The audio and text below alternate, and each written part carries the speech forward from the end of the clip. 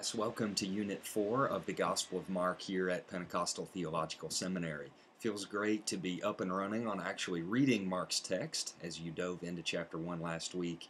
And in the next couple days, I'll be grading your reflection papers and responding to you individually on the online system.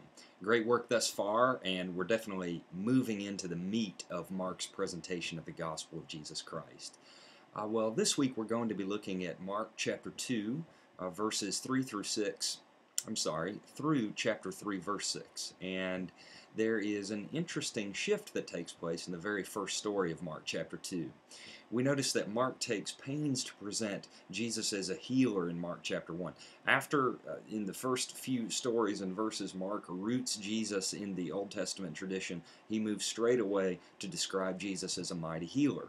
That presentation continues in chapter 2, but the dramatic and expanded story of the paralytic who is healed actually has a much different message to it rather than simply another mighty work of healing.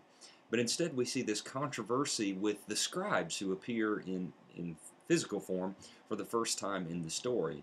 And that conflict with Jewish leaders is really going to heat up in the remainder of chapter 2 and leading into chapter 3. What I want you to pay specific attention to this week is the fact that because Mark is writing to the greater Gentile audience of the Roman Empire, his audience only knows what Mark tells them about these groups. So it's so easy for us to import other stuff we know about Pharisees, Herodians, and scribes into the text, but Mark is not presuming that his readers are able to do that.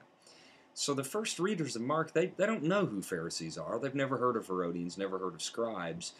Therefore, they only know what Mark tells them.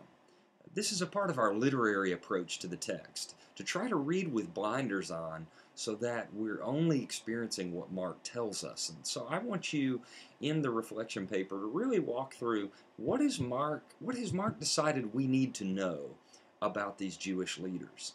How does he characterize them?